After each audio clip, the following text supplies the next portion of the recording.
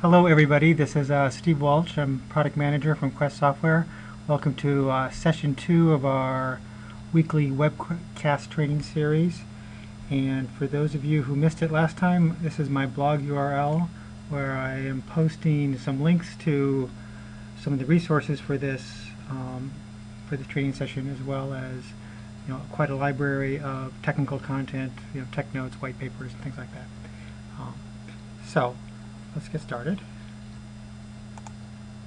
So we are on session 2, and this is going to be talking about analysis and automation with the Notes Migrator for SharePoint console. So in session 1 we talked about doing migration jobs, migrating content with the designer client. Now we're going to be doing things in the migration console, which is our other client, and we'll be doing both the analysis work that'll cover probably the bulk of our slot today, as well as looking at how you can use the console to do automation and migration of things in larger batches than you would do with just the designer client. So one piece of breaking news before we get started. Last Friday we heard that the Redmond Magazine Reader's Choice Awards came out, and they have a new category for SharePoint products, and we won. So Notes Migrator for SharePoint beat out 23 other SharePoint products for the Reader's Choice Awards. So I take that as a testament to a lot of partners out there who have been using this tool to do their migration work. So thank you for that. And today we're going to be talking in detail about the migration console. We will be looking at doing the first-time configuration of the migration console, doing a lot of the discovery and analysis tasks, and then looking at classifying your applications and kind of consolidating similar applications into one technical class in our tool, so you can group them together and use that as a basis for doing some automated decision making, automated migration of the tool. A lot of people use our tool for doing viewing and reporting about information about their environment that they've collected in the analysis phase, and a lot of them export the data to external tools like Microsoft Excel, so we'll be looking at how to do that. And then for the actual migration part, we'll be looking at doing the provisioning of SharePoint sites and running migration jobs from the console. Now, we've run migration jobs before in the designer client, but now we can do also provisioning of entire SharePoint sites, and we can automate a lot of stuff, like I said. So to recap what we talked about last week, there are 3 clients to Notes Migrator for SharePoint, and we talked about the designer client. The migration console, one of the big differences between that and the designer client is we can run mini migration jobs per database, and we're looking at mini databases. So we're scanning all the information in your environment, all the Notes databases, and for every one of those databases you can do multiple migration jobs, whereas before I was showing you one migration job, which is migrating from one Notes database to one list or library, and so on. Also, provisioning is a little different. At the designer client, you could provision at the list level, and that includes provisioning the lists themselves, as well as provisioning list permissions. Now, with the migration console, you can provision entire sites and permissions for the sites themselves. So one common question, just to get this out of the way, we do not provision site collections, but we do provision sites and subsites underneath an existing site collection. So that's where we stand today with that. And then we do the analysis in the console and the bulk migration. The other big difference is where jobs and log files are stored. In the designer client, everything's stored in the file system. All the jobs and log files are really just XML files that you can mail around easily and stuff like that. Whereas with the migration console, we want to associate the jobs and the logs with our database records. So we put all the jobs and logs into our repository database, which, as you'll see shortly, is actually a Notes database. It's an NSF database that's local on your desktop, and it stores all the information about all the databases we discovered, as well as migration jobs and so on. So the first piece of this is the database discovery, and as you can see here in the Notes Migrator for SharePoint migration console, we now have a lot of databases listed here. Every line here is one database, and we discovered these databases by scanning your Domino servers or scanning your local environment. And in fact, we can, here are the discovery locations. You can scan any Domino server in your environment that you can connect to, and you can even scan folders, specific folders within that server. So for example, you might decide you have a folder which has all your production applications on your Domino server. You might just want to scan that one folder instead of the entire Domino server. Same with your local databases. With the notes, in the notes world, you can have local databases in addition to server databases, and we can scan those too. And some organizations have what they call the database catalog or domain catalog, and this is a Lotus thing, and it's part of the Domino product. So when you turn on the cataloger process on Domino, it basically does a little database discovery on a nightly basis and builds up this catalog of all your databases. And so if you're a large organization and you have this turned on and you trust it, you can use that as the basis for the initial discovery instead of having us rescan the entire directory. I will note that not everything is in the database catalog. It's fairly easy for someone to exclude a database from the database catalog. So if you want to be complete, you might just want to stick with the Domino server scan anyway. Now, as we're scanning these databases, we populate our repository database. It's questrepository.nsf database, and we create this database when you run your first-time setup wizard. So I already have a setup, but I'll try to simulate a first-time setup experience to show you what that looks like. And you can also just run the discovery anytime you want manually. You can also do classification right away. As soon as we do the discovery, we can classify things. And I'll talk more about classification in a minute. But I want to right away just switch over into some demos and show you what the discovery process looks like.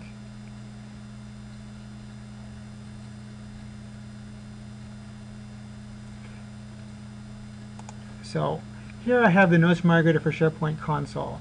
So if I were to run this tool for the first time after installing it, I would immediately get the first time setup wizard. To simulate that, I can run that wizard again.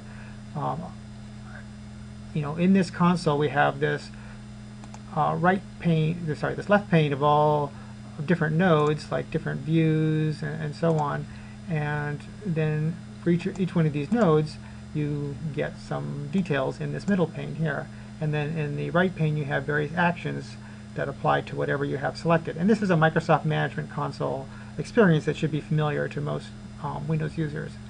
So if I click on this top level node, I can see a lot of my global actions here, including running the setup wizard again or going into advanced configuration. You'll see me during this presentation, instead of using these actions, I'll just use right click. So I'll go up here and I'll right click and I'll get all these same actions. So I'll do that setup wizard that way. And the first time setup wizard just prompts you, first of all, to set up your notes credentials. And so as we discussed last week, our clients are sitting on top of a standard Lotus Notes client installation. And so we've already read the configuration files of that Notes installation, and we found out what the Notes ID is, and we're prompting you for the password for that Notes ID. So I put that password in and type next, and if there was a problem, it would have warned me at that point. And so now it's going to just save that password encrypted, and you won't need to type it again. Some people do like to leave that password blank, and that's okay. And that just means you're going to get prompted a lot. Every time you try to do something against Notes, you're going to see another password prompt. But for security reasons, some people prefer not to store that even encrypted in our tool. So this is the step where you create the repository database. I already have one created, so I just see that here. If I didn't have one, I would have a button to just press one button and you create this NSF database. And we'll talk more about that database later. So now I have my discovery options, and I'm going to go ahead and use the most common option, which is scan for the databases directly instead of using one of those catalog databases. And so here's where I can set up a bunch of environments to be scanned. Now, this starts out as an empty thing, and I can just add as many discovery locations as I want to. So for example, I can add a new location, call it server, server 1 / US / Acme. And this is a typical notes name where you have your organizational units and your domain and all that. So, enter the full name with the /. If you have any question about the format of this name, by the way, just go to the Notes client and do Control-O to open a new database. And you can see all your servers listed there. Use that same format that you see there in this tool.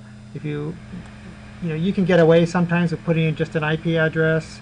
But we found that kind of confuses things over time. So we prefer you to just put in the full server name, and then we'll kind of be verifying along the way that your connection documents are correct for these servers and so on. If you want to put a subpath in here, you can do that. So I could just do the apps folder, or just leave this blank to scan the entire server. Now, this isn't a real server here, so I won't scan that one in the end. So here we have, the local machine, a subfolder on my local machine. Actually, that's redundant. I'll delete that one. And then here I have something that's local but not even in my normal notes data directory. I can put in a hard-coded path to some other folder, like on a file share or something like that. So there are different ways to discover your databases. So the other question that comes up is, what users do you want to be excluded when we do our user analysis, our usage analysis?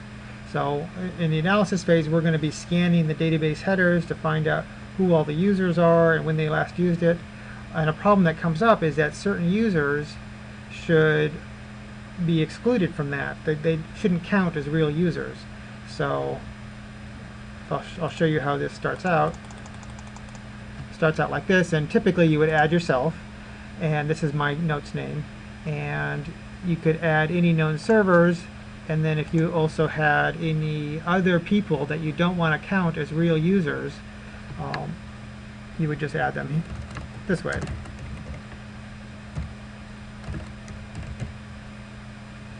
And so the point here is that if these users were opening the database, maybe these are your IT guys or your consultants, if these users were looking at the database yesterday, you don't want to make it look like the last use date was yesterday. You want to exclude them and only count real users.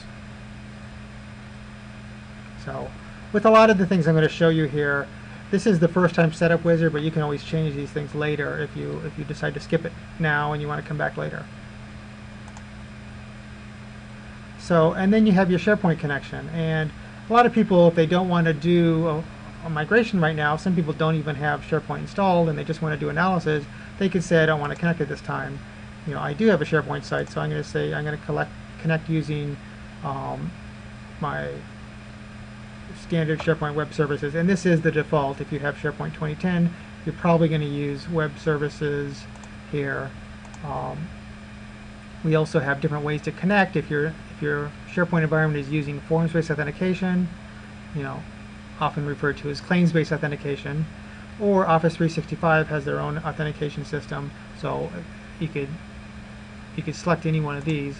Now, if you're doing the full install we mentioned last week, you can also say you want to connect to a SharePoint environment that's using the Quest import service. And just to reiterate, the Quest import service is required if you're using SharePoint 2007, and it's optional if you're using SharePoint 2010. And we're going to talk more about installing the Quest import service in, I believe it's session 4. So I'll leave this way for now. And I'm going to connect to this environment using my default Windows authentication, single sign-on, or I could specify a SharePoint login. And then here's all the list of all the SharePoint site collections. Again, we create things underneath existing site collections, so you actually have to populate this with the site collections that you have in your environment. And then we discover things and migrate underneath those site collections. So you can just type one in and add more here. And you can even test the connections of one of these things. And we'll be talking more about your SharePoint connections with the import service and so on in a future event. Okay, so now I'm done with my first time setup, and if I leave this checkbox checked, it will immediately start discovering databases and will kick off this discovery task. And I know that since I have all these different servers configured, this is going to take a while to do the discovery. You can see that my local environment is very fast. You know, I've only got a few hundred databases on my local machine, maybe not even that. And then it's going to move on to my server. So I'm just going to throw this in the background here. I can wait for it to complete, or I can just hide it in the background. So we'll talk more about how tasks are run in a little bit. So I want to, now, since I've already discovered a lot of stuff, I can immediately go and look at the results of that. I can go into my Notes Databases tabs, and I see I have a bunch of different views here. I have, you know, for example, an All Databases and Templates view. These icons are representing templates, these are representing normal databases, and if I wanted to filter down, I could pick different views.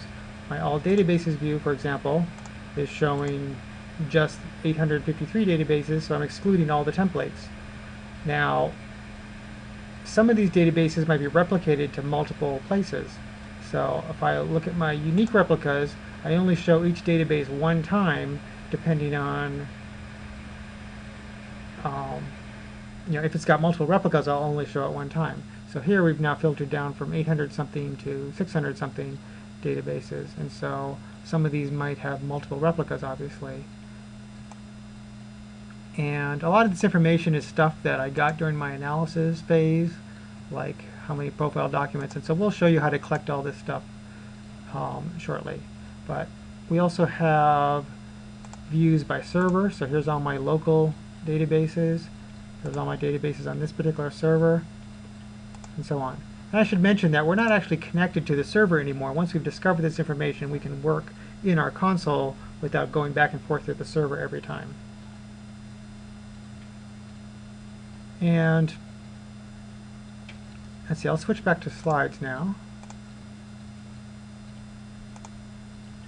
So as we discovered things, we classified them and we determined what the technical class and business class was.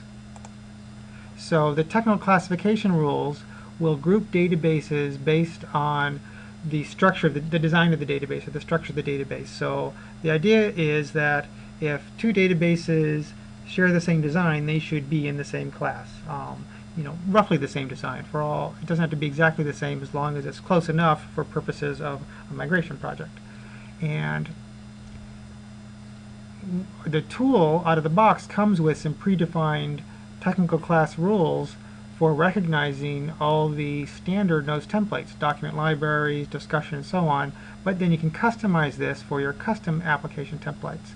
So you can set up a technical class for, you know, your own custom expense tracking template. If you suspect that you have a template that's used in many places, go ahead and set up a class for that. Tell the tool how to recognize members of that class, and then we can classify those for you as well. So that kind of helps you group your applications together.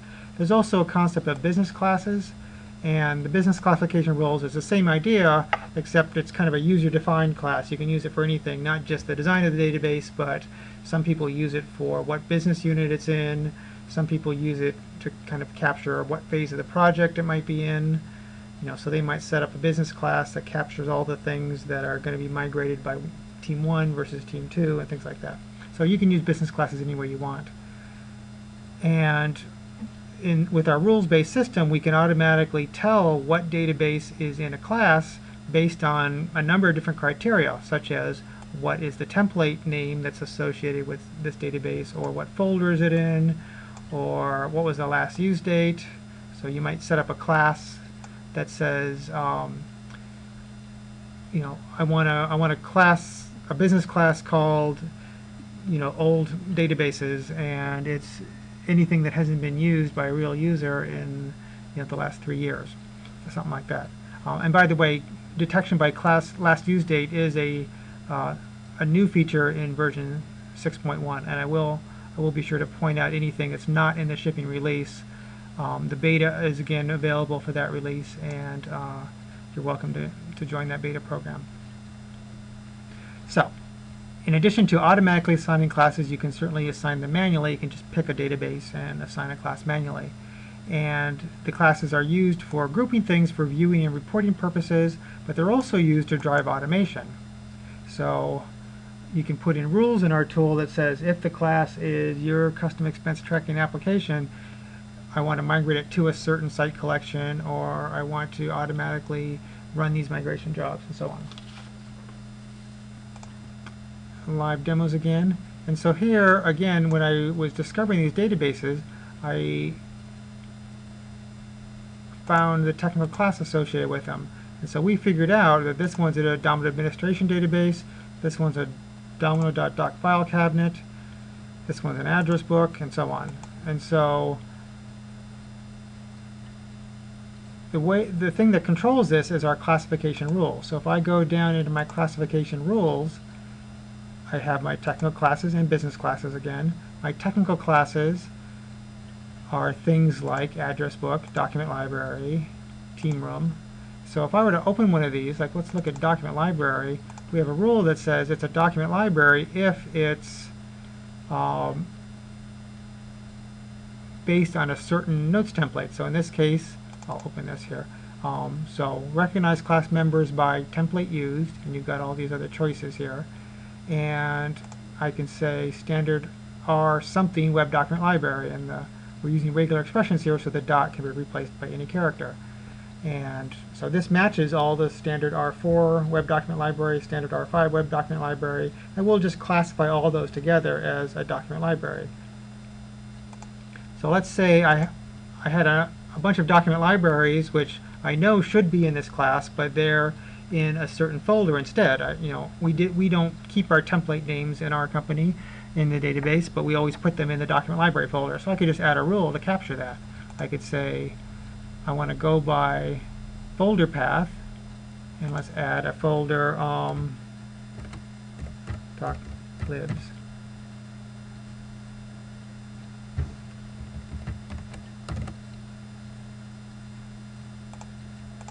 So now I've got another rule here. If it's in the doclibs folder, or, and I say or because we're saying match on any of the conditions instead of all the conditions. If it's in that folder or it's got the right template, we're going to classify it as a document library. So now we can discover things. And of course you can add your own rules. So let's do a new class. Press this action right here. So I've created a new class.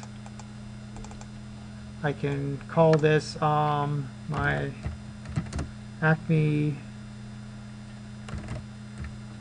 demos, and my rule will be if the title contains, and I'll use a regular expression match, contains Acme, then we're going to automatically classify this as an Acme test database.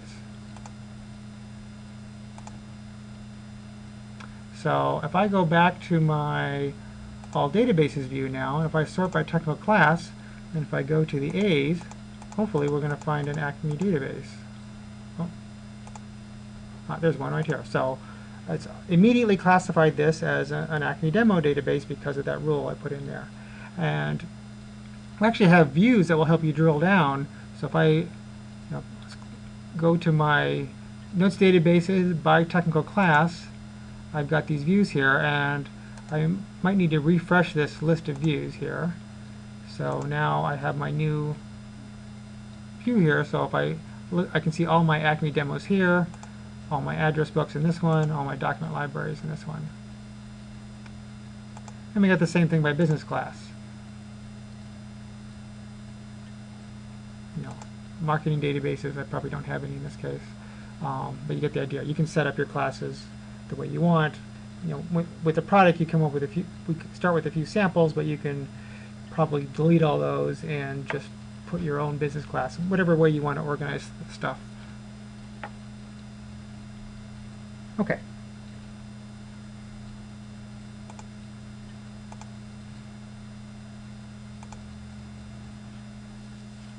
And so there's a question, can you populate the list of servers from a public address book? So we can't discover them from the address book.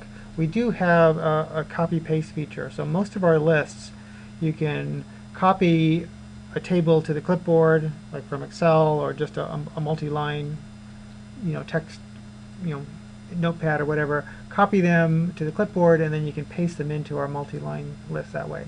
So we don't have a discovery from the address book currently, but it's pretty easy to just copy paste them that way. Okay. So now we're going to talk about some of the usage and data analysis.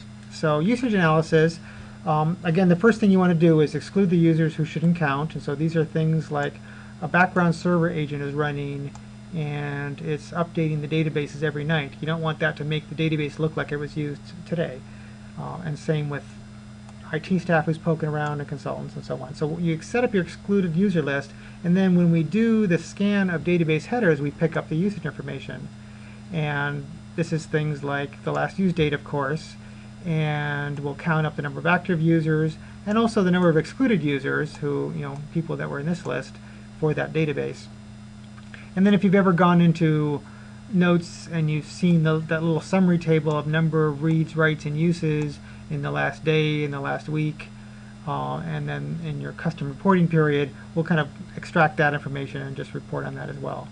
And we also capture an important flag called recording activity, and this tells you whether or not usage tracking is turned on. And this is a very important point. In the notes world, people can turn off usage tracking in their database headers. And so one of the first things you might want to do is do a header scan, look for the databases where recording activity is not set to true, and go quickly turn on that usage recording. Have your DOM administrators turn on usage tracking for those databases, just so you can start collecting information now. So this is what we get out of the database headers, and then we also aggregate information across multiple databases. So we also have a property for databases called last used all replicas, and active users all replicas, and excluded users all replicas. And so, if one replica is used a lot more than the other, you really are interested in how many active users are used across all those replicas, and what's the last usage date across all those replicas. So, and then there's also some usage information that can come from your data analysis. So for example, when we scan the data documents, which I'll show you in just a minute, we can figure out when the last doc was accessed, and the last doc was modified, and the last doc created. So this sometimes can be more accurate than these other dates, because someone may be poking around in the views, but they're not really opening documents, they're not really editing anything, and so this could be more useful. Most people just rely on the last use all replicas because it tells you that someone's interested in this information at least. But if you want to get into more detail, you can look at this. Now for the data analysis part, we do a tally of all the we have 3 levels of scanning that we can do. We can do the data tally, which is the really quick scan, and that will just count up documents and tell me how much disk space is used by your documents and how many profile documents you have. This is intended to be really quick and and cheap, so we can scan databases and just count up the documents very quickly. The next level is the document scan, and this one's a little bit more expensive. It's going to take a little bit more bandwidth and so on, and this one will read the items that are stored in the database's summary buffer. So this is an internal notes thing, but all notes view indexes kind of keep some summary information about the databases and certain items that are simple text items and so on. And so by scanning that, which we can do relatively quickly still, we can tell you things like which documents have attachments in them, which documents are using document level security or are part of a response hierarchy, and so on. And then the really full scan, which is the one that takes the longest and the most bandwidth, is the rich text scan. And for this one, we actually have to open every document, pull down all the rich text fields from the server to the client where we're doing our scan, and we actually scan through all the CD records, which is the notes rich text storage format, and we will parse through all the rich text, and we'll find which documents have embedded images and doc links and so on. So these 3 level scans we typically tell people start with the simple ones, and then only when you need it do the more expensive ones, because we don't want someone selecting 10,000 databases and doing rich text scan. That might not be done by when you come back on Monday morning. So you start simple and do the expensive scans in smaller chunks, and do them when you really need them. So all this detail that we collect could be available by formed use. So we drill down into which forms have which attributes. So I'll show you an example of that in a minute, and we can also go into the details by author. So for a given author, how many rich text documents did they create, and so on. And then finally, our data analysis gives you some important information about what files are going to be blocked by SharePoint, because as you all know, SharePoint has some limits.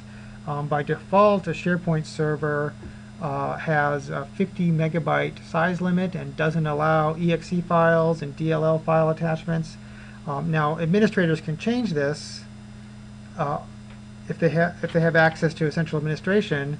But if you're going to something like Office 365, you're not going to be able to change this. Office 365 has a 250 megabyte size limit, and pretty much that same list of blocked file extensions.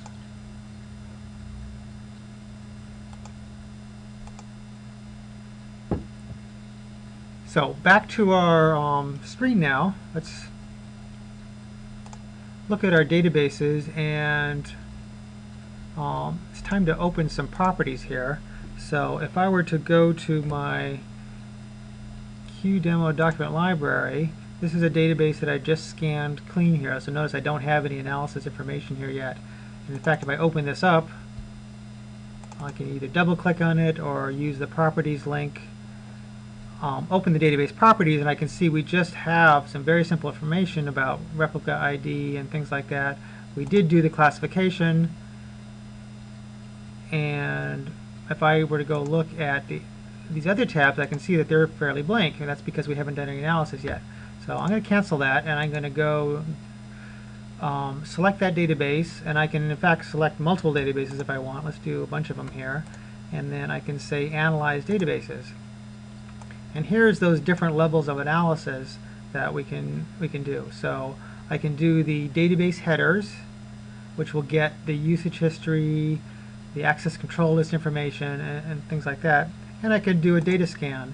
And so let's pick this middle one, Analyze Documents. That means we're going to look at the documents, but we're going to do a quick version of it. We're not going to do the full rich text analysis. And I'll come back later and do the design scan.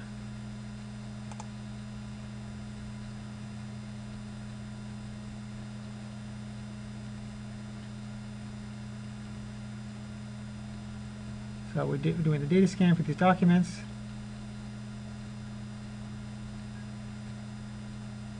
Oh, okay, so I see that I selected some things that were on a server that I don't have. Here's a perfect opportunity to talk about our error logging facility. So I picked a database and the server was down, so I got this exception. And I can just resume that. I bet I gotta have more databases. Yep, this one's going to fail too.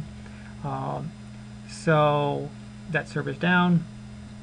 Got another error. If I don't want to be bothered, I can just uncheck this box, and I can say resume the task here. And it will just go on, and we'll continue logging all my errors. I can go to my log summary, and I can see all the errors here. We have a nice viewer where you can look at the details, show the stack trace, and the all-important copy to clipboard, so I can send this to Quest support if I need to. Now, if I want more details, I can go here, and I can see a very verbose, detailed log here. And then this is the same log file we looked at last week, except, like I said, it's in the repository now. It's not in the file system. So if I want to email this log file to someone, I have to just export it using this button right here. So, but I did do the, I did complete the discovery. What are we waiting for here?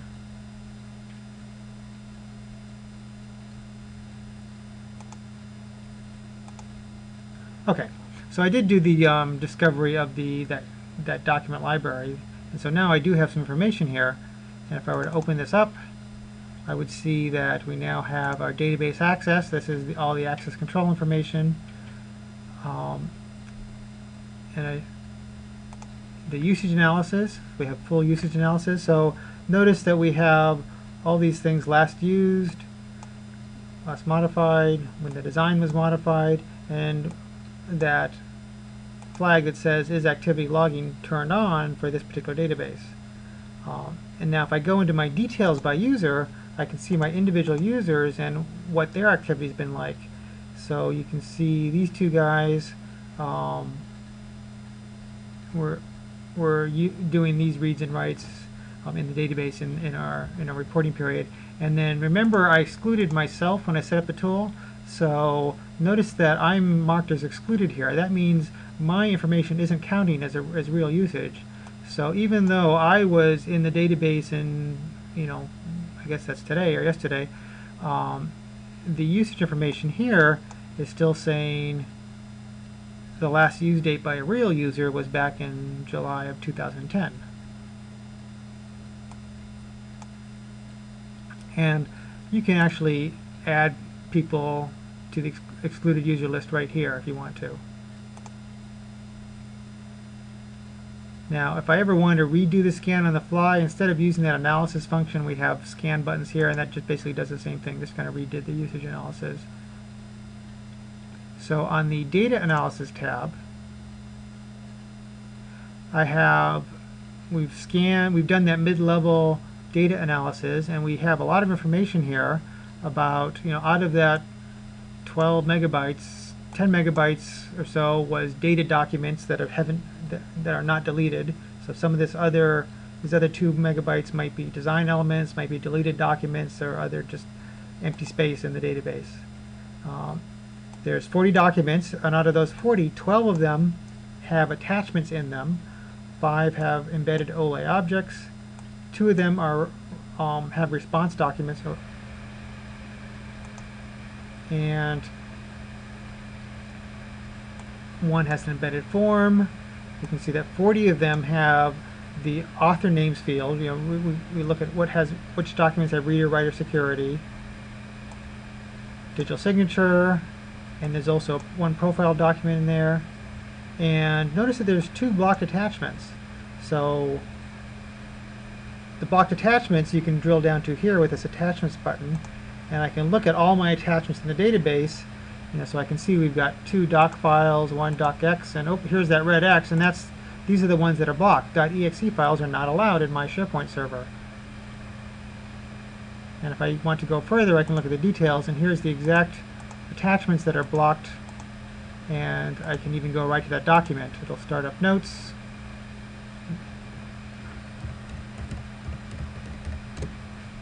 And it'll go straight to that data document. And so, sure enough, here's the document that has a blocked attachment. So then you can let your users know ahead of time before you run your migration job that there's some issues here with blocked attachments, and then you can, they might do something like either ignore it if they're willing to ignore it, or they can, extract these and reattach them to the zip file. Sometimes people do that, or put them in some other location.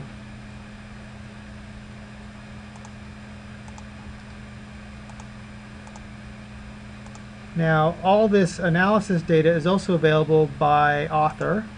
So here's all the authors, and if you look at, say, Beverly, Beverly's edited 8 documents, and she was working back in 2007. And if I really cared, I could say that, who is adding OLE objects to this database. You can find those people here. Things like that. And then finally, I can look by forms used, and this is a very, very important feature. It's useful in your analysis projects and useful in estimating your migration work and so on. When we get to the design stage, we're going to see that this database had, I think, something like 15 forms in it, and that often misleads people to say, "Wow, we got a lot of migration work here." If you look at the data documents by forms used, you can see, well, only 3 of these forms are actually used sort of as document types in the application. So you can see the document form was used to create 38 documents. and the response one, and some of the other test documents here. And so you can also look at all your disk space is in this one, all your OLE objects is in this document, and so on. So this will help you plan your migration process. So if this is a more complex application, I might pick out a couple forms here which might translate logically to content types in SharePoint, or I might want to send these things to two different lists in SharePoint. And so by looking at this, you can really get a handle of how users are using your documents, because notes applications, especially if it's a commonly used template, they might have a lot of features in there that aren't really used in a particular database. So this is a good way to see which documents are really being used, and so on. Now, this was the document scan. If I wanted to do the full rich text scan, I could go back to the view and rerun the analysis with the rich text turned on, or I can just press this button. So I'll do that, and then now we've actually scanned all the rich text of the application. If this was a large database on a slow server, that would have taken quite a long time, but it was fast in this case. And we pulled in some additional information, like how many documents were using native notes rich text as opposed to MIME HTML text. 13 of those documents had embedded images, 9 had doc links, and so on. Okay. So let's go back.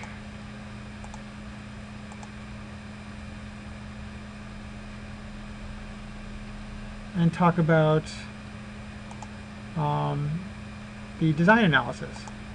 So when we're running a migration job, we can also, when we're doing analysis, we can also scan the design of the applications. So when we're doing the design scan, the main things we're doing is we're looking at what type of design elements are in there. So how many forms do you have, how many agents, how many views, and so on.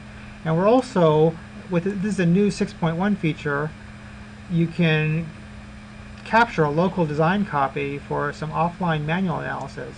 And this is a very handy feature. So for every notes database that we're scanning, we're actually building a little local template out of that database. We're just copying the design elements locally, and so when you go back, or you might be sending all this information to your offshore team, they can refer to this. They can look at the design, the detailed design of the application. Because when you look at your analysis report and it says it has 3 views in it and 2 agents, you know, that only tells you so much. It'd be great to be able to look at the design in detail without having to go back to the server and things like that. So this is a very handy feature.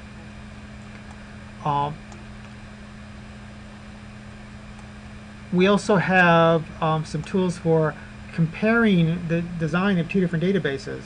And so the first one is to compare each database with its original template, or any other database that you want to compare it to. So you can take a database and say, well, this is a document library based on a document library template. I want to compare that with its original template and see how close it is. And so we can pull out, you know, the details of what's different about it. We can see where someone has added another view or added another field to a form, and you know, that will be helpful, because it's nice to know that, you know, we've got 50 databases all based on the same template, but you want to be able to pick out the ones where someone customized one little thing, so then you can go deal with that in your migration job. And so this is kind of comparing one at a time. You can also do a bulk comparison. So for every class that you have in our tool, you can set up a class template, and that means that every time you scan the design of an application, we're going to compare it with all the class templates that we're watching for. And so this will help us determine which template you're closest to. So for example, if you set up class templates for your document library, your discussion, and all your other standard application designs that you know you have, then whenever we scan a new database, we're going to say, oops, this one's really close to this template over here, so it probably belongs in that class. And then the final piece is the complexity calculations. And our tool has 3 algorithms for understanding the complexity of an application, but I really want to emphasize the word simple here. Our tool does not really attempt to understand what all the agents do and what the functionality of the forms is. We don't scan the code and so on. So these are really just, all these algorithms are designed to look at the design element counts, you know, how many forms, how many agents, and so on.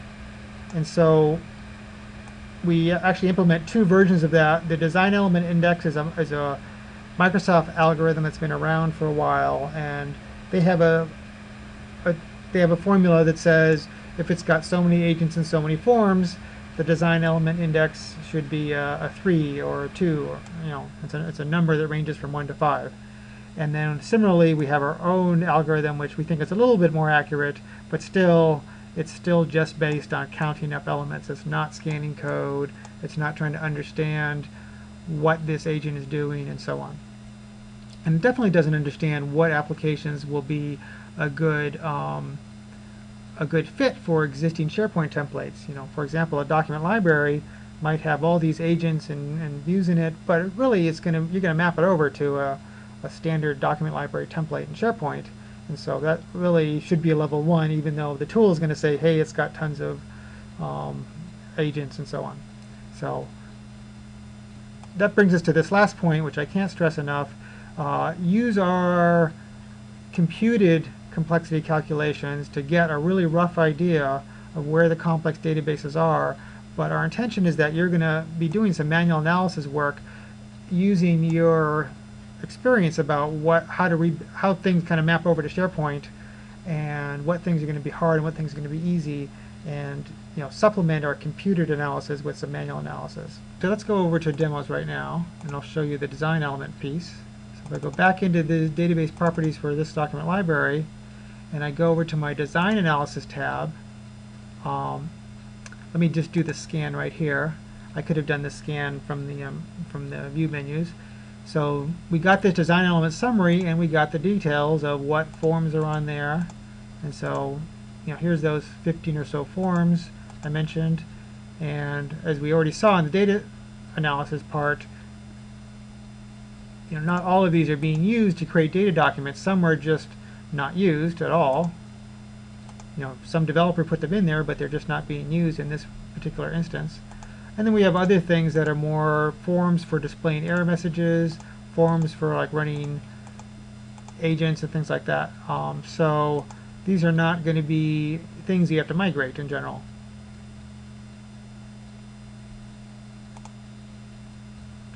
Now, if I want to measure the difference between a standard from this database and some other database, I can check that box here, and by default I'll just compare it to its original template, or I could select any notes database I want to compare to, but I'll just pick the default.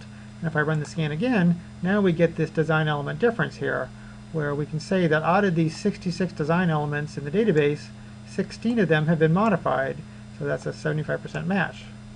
If I look at the differences, I can see that we've got a couple extra forms here that have been added since the database was created from the template. And we've also got some things that were customized, deleted, and so on. Actually, it looks like these are mostly additions. I don't have a change here. If I had a change, we'd be able to drill down into it and see actually what changed on the database, but actually I don't have any examples of that right here.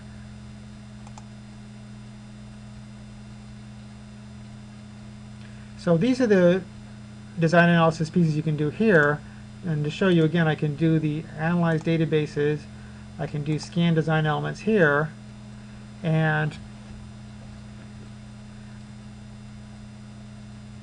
what I showed you so far was this one where we're automatically assigning that default template and doing that comparison. But in addition, you can do the bigger design comparison. I could say I want to compare with every technical class that has a class template defined to see which class I'm closest to. And then I'm also going to copy the databases to my local folder. And so this is something you can configure, some folder on your environment where we're going to be copying local databases. And like I said, this is a 6.1 feature that you'd have to go get the beta if you wanted to try this right now. So let's just run this scan. So it's done that analysis. And now if I go back in and look at my design analysis tab, Looks like I didn't have my class comparison enabled. Sorry about that. Let's go look at how that's set up. If I go to my technical classes and go to my document library, I can say automatically include document library in best fit detection. And so we have, it's already been configured with a reference database. So for every document library, we want to compare it to this particular template here. And we're going to now do best fit detection for those kind of databases. And let's turn on a couple more. Let's do documentation databases. Let's find a template here for documentation. Well, looks like I don't have one, so let's pick a different one. Let's do discussion. I'll turn on best fit detection for that one. And so if I look at these columns here, these ones that have the yes, these are the ones I'm going to compare to when I'm scanning a database. So now let's go back and scan the databases here and go down to my document library, rerun the analysis.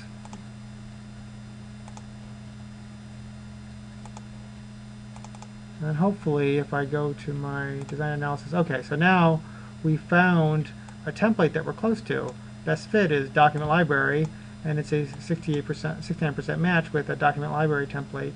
And again, I can look at the details and see if I had multiple things I was close to, I could see which one I was closest, and I could just pick that, and I could manually say, make that be the class for this database.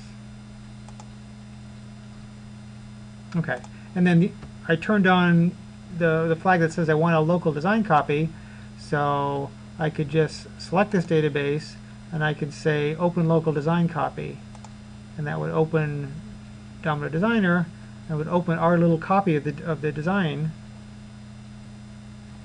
It opened it in the Notes client. You can see what the database looks like. So notice there's no data documents in here. This little template we made is called Document Library Design Copy, and this is sitting in our own little folder where we keep all of our design copies. So back to our slides now. Okay, there are a couple other types of discovery I want to mention. In addition to discovering databases, we have Discover Quick Place Organization or Discover Quicker Organization, and those will actually look at all the configuration documents in a Quick Place database, and it will get some additional information about them. In particular, it'll tell you the hierarchy of which rooms and subrooms are connected to which sites. And so for that, you need to look more than just the database properties itself. We need to read the configuration documents. And so we just set that up as a different kind of discovery. And the same thing for domino.doc. Now we're going to have a different section where we go into domino.doc and Quicker in a lot more detail. So I'm going to save this for that discussion. And finally, we have a Discover Domino directory. And that one will scan your directory and find all your mail-in addresses for your databases. So in Domino directory, you can configure databases to be mail-ins, and so on. Once we've got all this data discovered, we have a lot of different ways you can use this. We have different views you can use, and I showed you a bunch of our standard views by server, by class. What I didn't show you yet is that you can actually customize those views.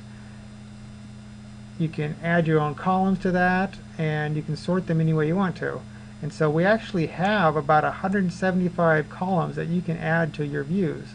So that's a lot of columns, and I'll show you in a minute. We tried to make this a little bit more usable in our 6.1 release because it was hard for people to figure out which columns they wanted to add to their views.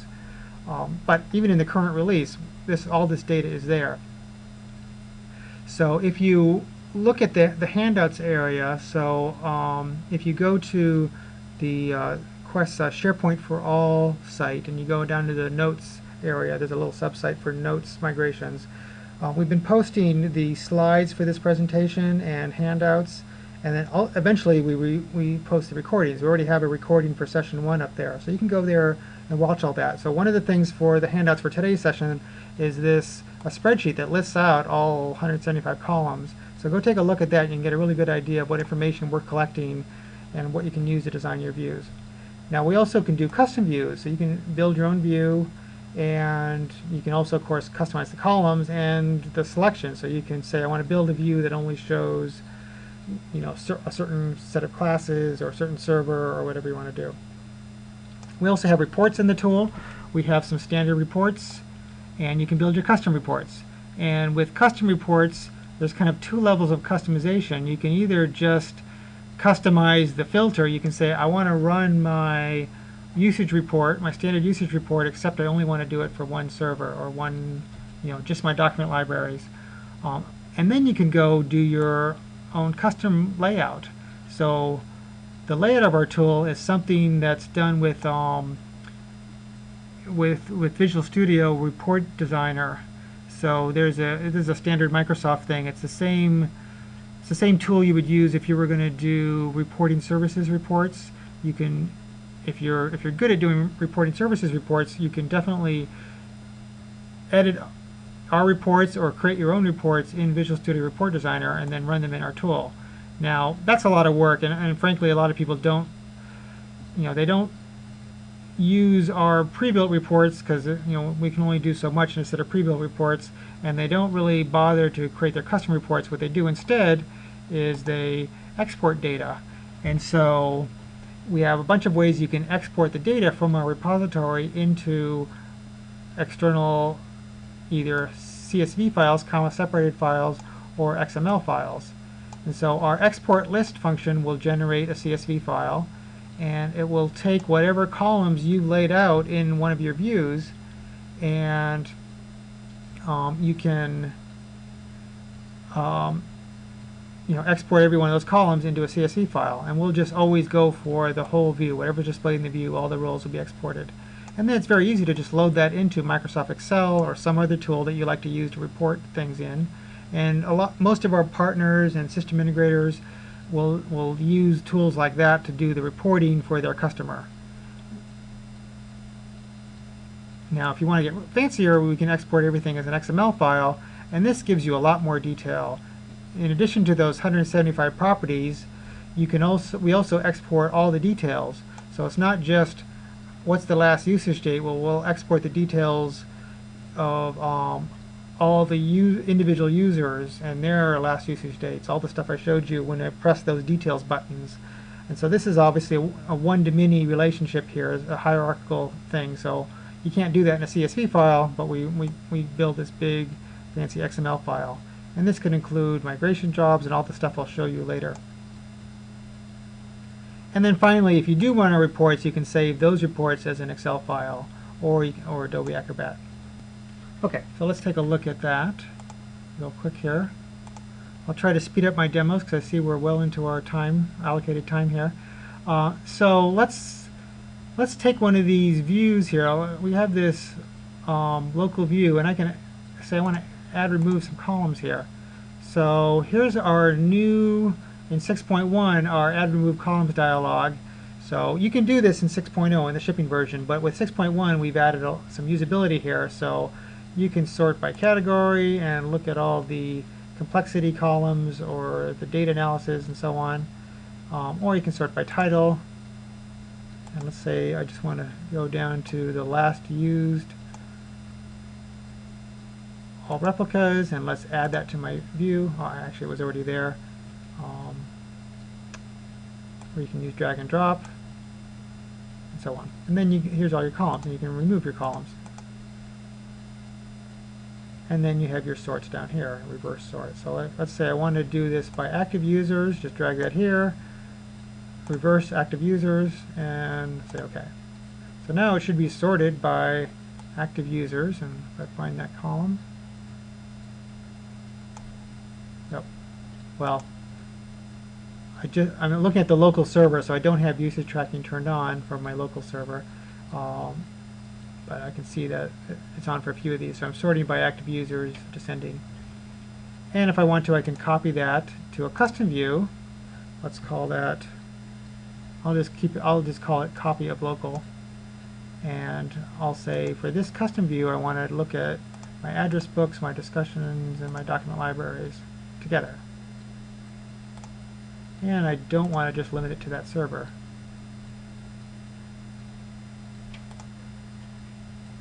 So now if I go down to my custom view section, I can see this custom view, copy of local, and I can see it's now showing what I told it to show. And I can further customize the columns and so on, or I can change my selection. Select the view. I guess I got to click in the view. Is that it? Oh, here we go. View. My view options. I can change my filter and add remove columns.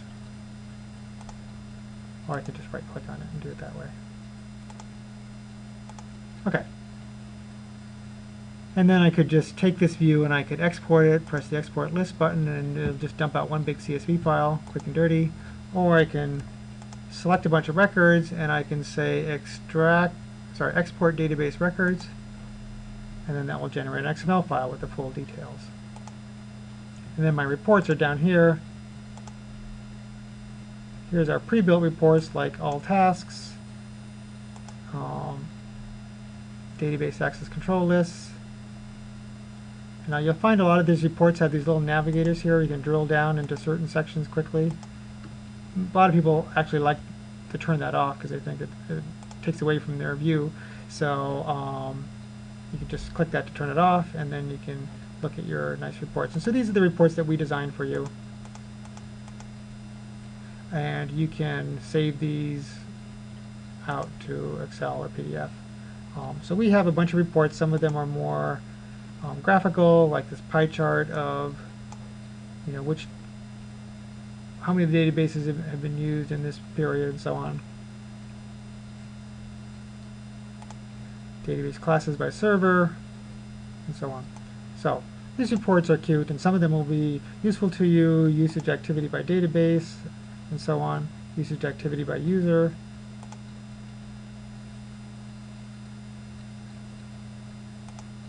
But really, like I said, when you outlive the usefulness of these canned reports, you can customize them if you're good at doing that in Visual Studio, or you can export them and do your reporting in something like Microsoft Excel. We're going to need migration jobs from the console. So now we're getting to the good part, and we've done our analysis work. We've exported the data, done some reports. Now we want to talk about how we can do actual migrations in the console. And the migration jobs are actually stored in our repository, and we store migration jobs for every database. And unlike the Designer client, you can add mini jobs for one database, and designing the jobs is very similar to what I showed you last week, but so I'll show you a quick example of that today. The good part is you can store up the job with the database, and you can run them anytime you want. You can run them right away, run them in big batches later.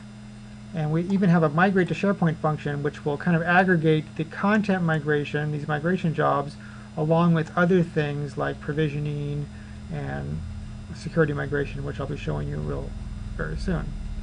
Now, we have a concept of a target site in a database, and that target site provides an easy way to kind of override the site that's assigned for every migration job. So you might be developing migration jobs in your staging server, and then you want to flip the whole thing over to migrate to production. You can just change this target site field, and that will automatically override what's in the individual migration jobs.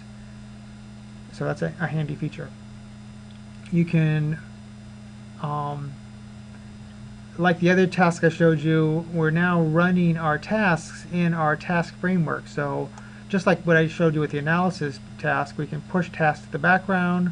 We can we collect all the log information and store them in a repository, and then you can view them as part of your task history or your database history now.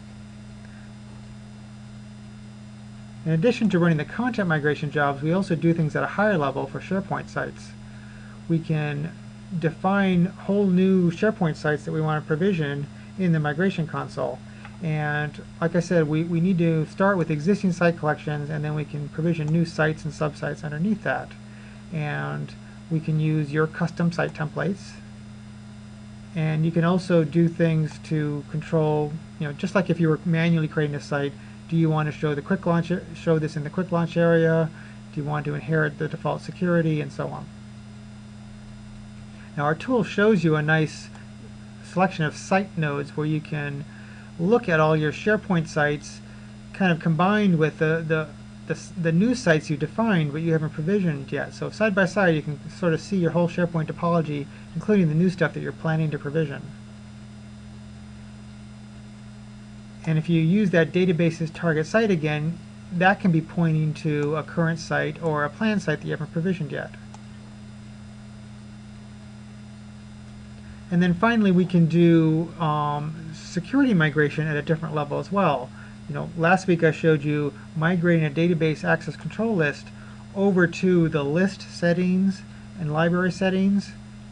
Now you can do them at the site level. So you can take all the ACL entries in your database and you can decide to migrate that to an entire SharePoint site. And then when it comes time to actually provision them, you can provision them one at a time, or you can do them again in big large batches, including that macro function, the migrate to SharePoint function, will do the site provisioning along with running the content migration jobs. So let's go back to my local databases and look at my QDemo document library again. I'm going to go back into the properties of this database, and now I'm going to go to the Migration Jobs tab. So here I can create a new migration job for this database. And you'll recognize this because it pops up the designer that's basically, you know, pretty much the same designer that I showed you running standalone. There's a few small differences, but you know, the look and feel should be very familiar, including this, the prompt, do I want to use the standard default data definition for the standard web document library. So again, I could customize this if this were a custom application, but I showed you all that last week. So if you missed last week's session, we encourage you to go watch the how we design migration jobs for both standard applications and custom applications. And then next week we're going to be digging in more to more complex migration jobs. So that's the Notes side and the SharePoint side. I can pick where I want this to go.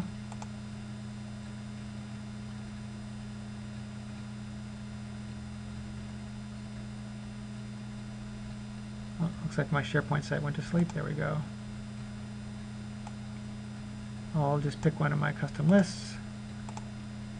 And yes, I'll take the defaults for a custom list. And I'll just take all my mappings. And so I'll say, okay, now I could just run this job right here. This is actually new with 6.1 to have a run button right here. With the current version, you have to save the job, and then you come back here and run it from here. So this is just one more button for you. So I could run this migration job right here, or I could, if I had multiple jobs here, like let's just import one more job that I already built. So I'm going to import a job that I might have written with the designer client and just save the job in the file system. And so let's take that same database and migrate it to wiki pages. And let's rearrange this so the wiki page one comes first and then this one. And I could run them all in one big batch like this. Actually, when I do that, I'll run all these jobs. And so now we're seeing a sequence of jobs. And so this is something new that I haven't shown you before. Instead of one progress bar, we have two progress bars because we're running a batch of two different tasks. And so you can see we're still on one of two, and we're migrating that first job to the wiki pages. And then when this is done, we're going to go migrate the second one. So if I were to push this task in the background, I can go to my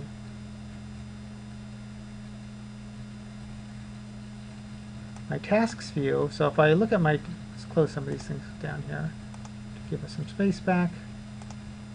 Let's look at my task history view, and I can see all the tasks that I've ever run since I last cleared this out.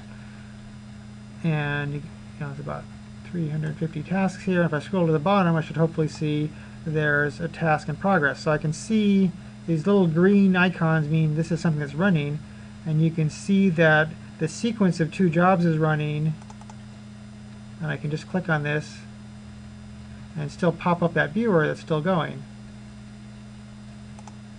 or I could just even cancel this from right here. So we're almost done here. That first one's done, so now I can look at the sequence, or I can look at the individual subjob within the sequence. And see, that one's running. That one's going pretty quickly. And then pretty soon it looks like that's going to be done. You can actually see the numbers counting out right here. So that's now done here, and I can go, again, look at the log details here. Or I can even just export the log if I want to save that. Now if I go back to that database again, let's say I wanted to pick a SharePoint site. There's a couple ways I could do that, but let's go to the Migration Targets tab, and let's select a new site. So I'm going to go to this same site. Actually, let's do something different. I'm going to pick my Office 365 site, and let's say I want to create a new subsite right there. So I'm going to pick my Office 365 site. I'm going to press the New Subsite button, and let's pick a URL here, New Demos. And then we'll call this the New Demo site. And I can pick a template. These are all the templates that are currently available on my Office 365 site. I'll just pick let's make it a blank site, keep it simple. And I'll inherit the permissions and inherit the top link bar and add the quick launch like I normally would do. So I've now defined that new site. And so you can see here we have a site that I can pick as my target for these jobs. And if I can tell the difference that this is a real site collection. Sorry, this is a real site. This is a planned site that isn't provisioned yet because it has this little plus sign here. But I can, even though it isn't there yet, I can select it as my target, and I can see this is a planned site. Now, this URL is going to override the URLs that I have built into these jobs. So I can now just go run all these jobs again, and we'll run these same jobs up to my Office 365 site. Not only that, I could run that macro function. I could select a bunch of databases here, and I could say migrate to SharePoint, and this is going to do in one big batch the provisioning of that subsite and then running the migration jobs. And this is, it found that in these databases that I picked, we have actually 4 migration jobs in there. Who knows what they do. And I forgot to mention one of them has security turned on, so let's go back and look at that.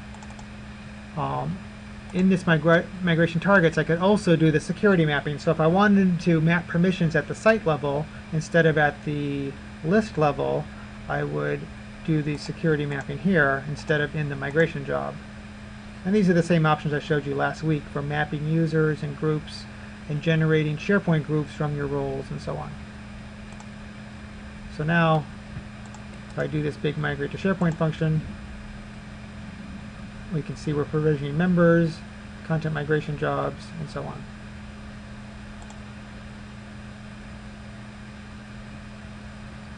So now we got 7 things in our sequence, including the provisioning up on Office 365 of the site, and then the migration job. So I'm going to just put that in the background. Actually, why don't I switch back to slides and we'll just let that run. So now I want to talk about taking this even to a higher level to say, okay, this is great that you can assign migration jobs and target sites one at a time. What if I wanted to automate that? And so we can automate a lot of stuff via class roles.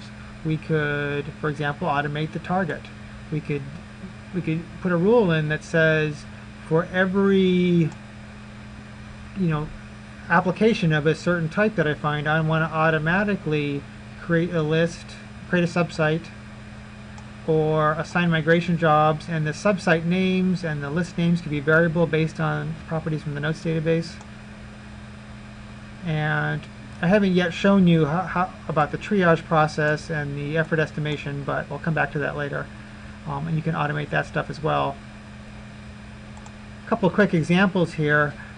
Let's say I had a document library. I could I might decide that document libraries want to migrate to lists. Every time discover a new document library, I want to automatically migrate it to a certain SharePoint site, but I want to create a new list. And I want the list name to be based on the library name that we had in notes. And I want to always map the security to the library level. So another example would be a team room. And remember, team room has a bunch of components like discussion and calendar and tasks. So for team rooms, I might want to take every team room and automatically map it to a SharePoint team site. And here, the site name is going to be based on the old database name. And I want to map all the access control permissions over to the site level. And these are, of course, examples that are from using standard templates, because everyone's familiar with those, but you can do the same thing with your custom templates. Okay, so now let's go to back to the class rules. Remember the technical classification rules. Let's go to our document library, and let's look at the automatic target setting. So I can check this box on the auto target tab that says I want to enable automatic target identification for databases of this class. So for document libraries, I want to automatically, let's just pick a different subsite here. Let's just pick this test site number 1.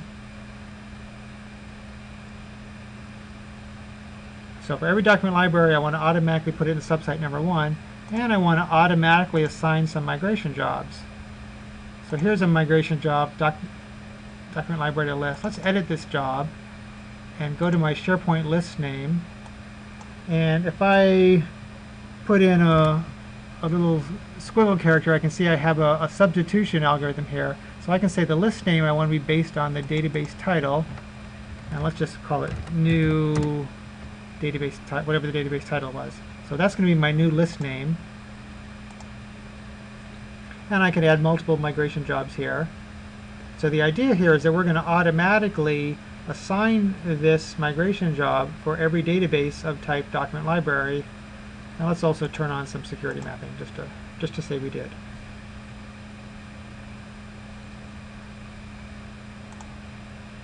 And for my team room example, same thing.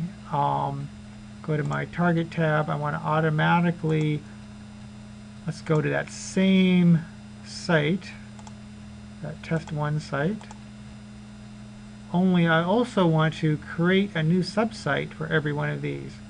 And if I look at my options here, I can see that the relative URL for this subsite will be based on, let's squiggle 1, you can look at the key down here, is based on the old file name, and then the title will be based on the old database title. We'll call it team whatever. And we're going to provision that subsite using a team site template. Obvious thing to do, because it's a good match with the Lotus team site template, team room template. And then in my migration jobs, let's do the same thing. I want to automatically assign migration jobs for databases of this type. And our tool kind of comes populated with default jobs for all the standard types. So here's our set of defaults for team rooms. We're going to migrate all the documents to a certain list, all the calendars to a calendar list, discussions to a discussion area. So these are the different parts of the standard SharePoint team site. Tasks to the task list. Now remember that these are just our defaults. We definitely encourage you to go play around with these. Look at this and see if you like our defaults. Like you may decide you don't want to do security at this level, you want to do it at another level. You may want to turn on the link tracking service and all the things I showed you last week. So feel free to edit these jobs before you assign them out to all the databases. So now I've kind of customized the rules for some of these classes. The way these take effect is you go back to the databases. So let's again pick a bunch of databases, and I can say I want to apply class rules. And what that is going to do is it's going to take these 7 databases, and I can decide, I didn't show you triage yet, so let's just do assign the targets and assign the migration jobs, and then we'll be talking about content types in a different session. And I want to override all locks. And now the locking system, I'll show you when we get back in the database properties. If I manually set a property that kind of becomes locked so that the tool will not go override that on you. So if I leave this unchecked, it will apply the targets and the migration jobs for these 7 databases except where I manually set it and locked it out. So if I say override all locks, and I'll blow the locks away, and I'll go ahead and assign them anyway. So now we quickly assigned these things to the individual databases. So if I open this properties of this database again, I can see my migration target is in that test1 site. And I've assigned that migration job. And remember, for document libraries, I said I want the new target list to be new, whatever the old database name was, and sure enough, I did that. And if it was a team site, it would have had these 4 databases there, and the target would have been a newly configured subsite of this. Now I can select a bunch of databases. I can then do the migrate to SharePoint function. But important point to note here is between assigning the properties, between applying the class rules and doing the migration, I might want to customize something. I can say, well, all my document libraries are using the class rules except for this one I want to change one field or something like that, and then run the big batch. Okay, so now I want to talk about the things you can do to help you kind of just manage the process a little bit. We can allow you to triage the applications, and by triage I mean this is where you get to go into the tool and say, here's my decisions I'm making about this database. You can just record the fact that you figured out you're not going to migrate this one because no one's using it, or you can record the fact that this one's going to take a lot of info path development, or whatever you want to do. So this will be more useful when I just show you the demo, but you can assign things like who's responsible for doing various tasks. You can put in your own estimates of how long it will take. We're not going to compute how many hours it's going to take, but based on your practices and your plan, you can record the estimates in here, and then you can use them in your reports and your views. The other thing you can do is you can import data into the repository. So you can, and this is a new feature for version 6.1, that you can actually not just export things, but you can import from a CSV file. And this is not for all the properties, but this is mostly for those properties, the planning things where you might have an external process where you decided which databases you're going to migrate, or you kind of assigned who's going to do what. You can import that information now into the tool, and that includes the technical class assignments, your estimates and complexity analysis, and your triage information. So it's very common for people to try to manage some of this process in an external tool. We know some people who built their own little SharePoint sites. They've taken the data from a repository and they've imported into a custom SharePoint site, and then users can go along and decide, I want that one migrated, I don't want that one migrated, and then now you can import the information back into our tool. The other use for this feature is to just add a list of databases you want to migrate. So instead of doing a discovery process, you might already have a spreadsheet with the databases that you want to migrate. You can just import that into the tool now, and then you can start with that list and do your full analysis. So a couple useful features there. And then finally I want to mention a couple other tools in the migration console. And we'll be covering these to some extent later, but I want to just mention them and let you know that they're here. So the extract database users tool is a very handy tool for getting all the user and group names that are involved in a set of databases. So we're going to take all of our analysis data, we're going to pull out all the usernames, all the the usage information, all the people in the ACL, all the author names of the individual documents. We're going to collect up all those names for you, and so this will be a really great way to generate an XML file to use in the mapping process that I showed you last week. We also have a recompute function. So a recompute function is sort of like doing an analysis or a best fit detection, except it works offline. It uses all the data that we cached in our repository. So let's say you added some more people to your excluded users list and you want to recompute the usage. If you can do a recompute now without actually updating without having access to the server. So you can go offline, you can send this information back to your offshore team, and they can recompute the usage analysis with a new excluded user list. They can set up more templates for class detection and redo the best fit detection. Sorry, I should say best fit, and so on. Even though they're offline and disconnected from the environment. So that's very powerful. And then the last tool that's in our console is our link analyzer and finalizer. So we're going to be talking about this more in our last tools and tips session number 6. But part of a big project is going to be to make sure you keep the doc links working as you go through the project. So we have a tool that will allow you to look at all the doc links you have currently in your environment, and if you were to take a site collection and move it from staging to production, for example, that's something that's commonly done if you're using the Office 365 dedicated version. You might take a content database and tell Microsoft to plug it in for you in the production environment.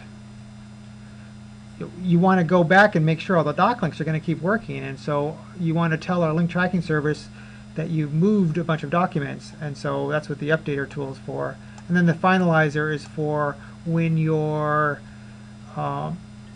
ready to stop keeping track of dynamic links and you want to just update all the documents one more time with permanent links between the data documents. And so you can use our finalizer tool to one last time update the documents so they point directly to each other instead of going through our link tracking service. Okay, so let's go back to demos one more time. First I want to show you that triage information. So that shows up on a couple different tabs. If I look at my migration status tab, I can see things like my database owner, and you can just type in someone here, or you can maintain a list. I didn't do that here, but you can maintain a list of names that you can pick from. I can say this is a top priority for analysis, and this is a lower priority for migration, and here's the people responsible for that, and so on. And so this is not really controlling anything. This is just, again, collecting information that you can use in your reports to kind of look at this side by side with all of our analysis data in a nice report. And an important one might be disposition. What are we going to do with this database? We might decide we're going to migrate that to a standard SharePoint target, or migrate that to a custom developed SharePoint target. So if you're a consultant and you're helping users make this decision, it'd be nice of you to go and, instead of just giving them a spreadsheet, import this data back into the tool so you can leave them with a repository that's populated with all this information. And that also applies to the estimates. You can, if you're budgeting, 1 hour for analysis, 2 hours for 1 hour for migration, and 2 hours for testing and validation, you have the choice of recording that here. And again, this is something that you could apply in a class rule. You could set a standard that says for every expense tracking template type 26, whatever custom template you want, here's your budget for that, and then we'll apply that down to the individual databases as well. And then finally, there's the complexity. Here's the computed complexity numbers that I mentioned. And like I said, we encourage you to do a manual analysis. And so when you do the manual analysis, you can just record that right here. So if you have an offline process for having a team do their manual analysis, you can import this information if you want to. Now, as I've been changing things, notice that these little locked flags got checked. So this is the part where when I do a manual setting, I want it locked. And locked means the tool just can't change it on you automatically. So we have an overall complexity that we compute for you, but if I've done a manual analysis, that's locked. We shouldn't override that. Same with all these other things. If even migration jobs, if I've manually edited my migration jobs, those will become locked, so I won't blow that away unless I really intend to, and I check that override locks flag. Okay, and just to show you briefly some of those other tools that I wanted to mention, let's take these databases. You take a bunch of databases and you can say extract database users, and so now out of all those 15 databases we found 776 entries, and these are all the notes names that are in those databases. So potentially you're going to need to be able to map all these names over to SharePoint names. Now I picked some, I've got lots of customer data in here, so it's a real mix of data of different formats, and that's okay because that's what you're going to deal with at migration time. So this tool can do a few interesting things for you. First, you can drill down and say, I don't care about the document level security, so let's filter those out. But I am going to be mapping my metadata, so I definitely need those names, and so on. I can expand the groups, so some of these things might be groups. And so if I press the expand groups button, we're going to go to our directory and try to any group names we found in the directory, like this administrators group, we're going to find all those additional names and add them to this list. Because if I plan to be expanding my groups to roles, we're going to need all the names that are in these groups.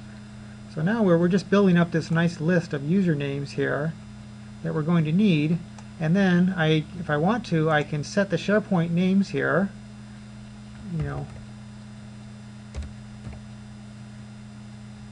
The naming system we use in Quest.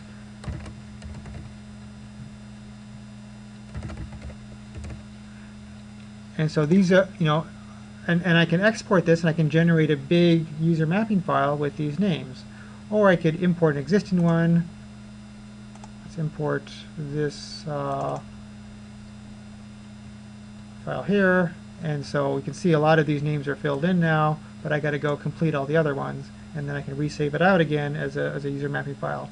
And then we also have this nice function, set SharePoint names. And so I could do things like do a lookup in the Domino directory and pull out the short name, because I happen to know that the short name in my Domino directory is a great login name for SharePoint. That short name would work in my SharePoint people picker. So I can do things like that, and we'll scan the directory for those fields, and we should populate a bunch more here. And I might also do set SharePoint names using a format string, so I happen to know that I can take the common name and so on, and then I can just format the rest. So the idea here is this tool helps us build a user mapping file very quickly, and there's probably going to be some errors here where I might want to go and manually change something, and then I can export it out.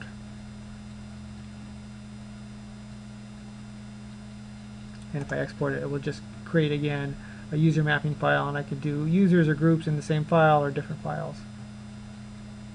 So if you've had trouble creating your user mapping file, make sure you go look at this list.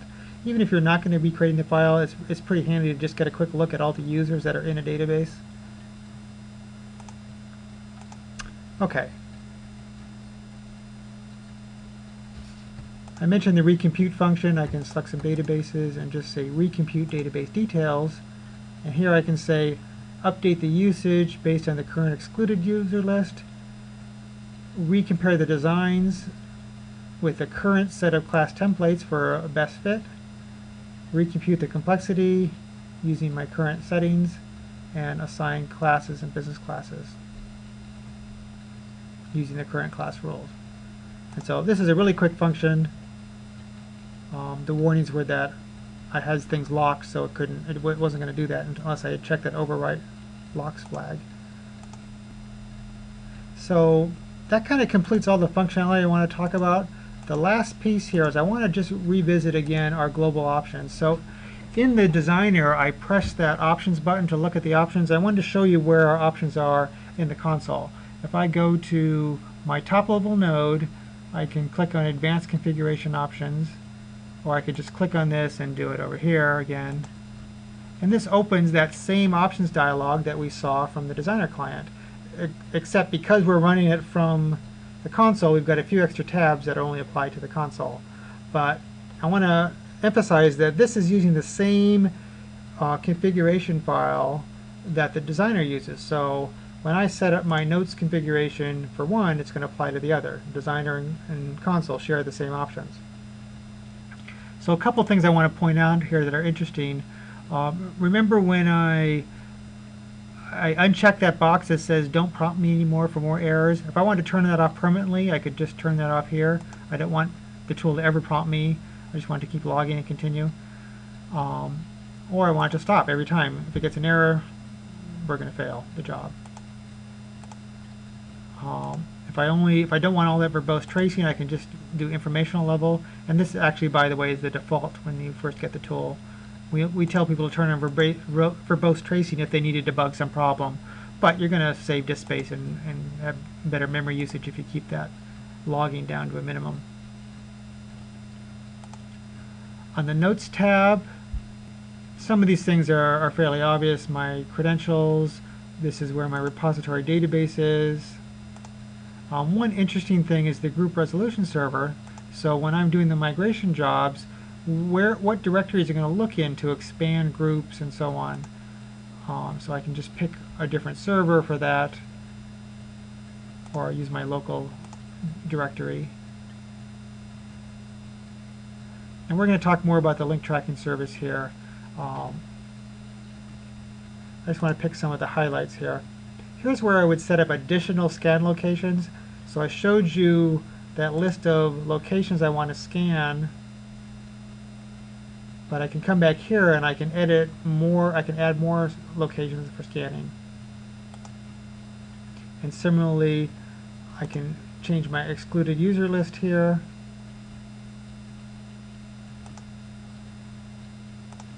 And my set of preferred node servers. Now the preferred node servers is kind of interesting.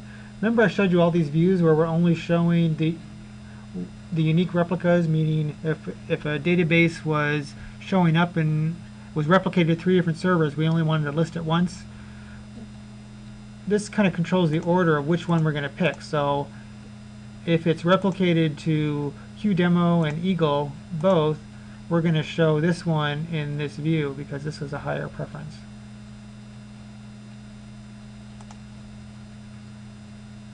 And then we have some analysis options, like for the overall complexity, which formula do you want to weight the highest?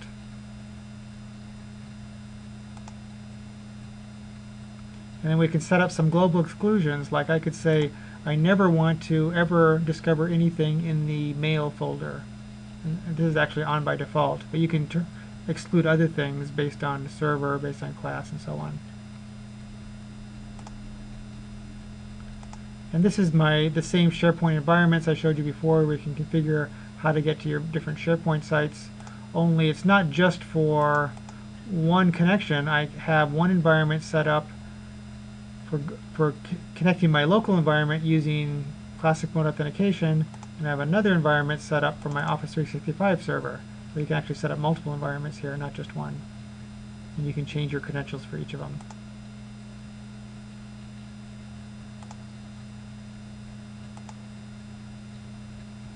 And I've shown you these others later, and some of these we're going to come back and revisit in another session. I guess one last thing to show you is here's where the block files are configured. So here's a list of extensions that I want to test for. And ideally this would match what you have in your server environment, but remember that you might be doing this analysis project before you even have SharePoint. So we maintain our own list of block files. So if you want to if you know that your SharePoint environments in the future are going to allow 250 megabyte files, go ahead and change that right here. Okay. So that concludes our session for today. Our beta program is in progress, like I said, so here's the URL for downloading the beta. So thank you everyone for attending, and good luck with your analysis projects and your migration projects.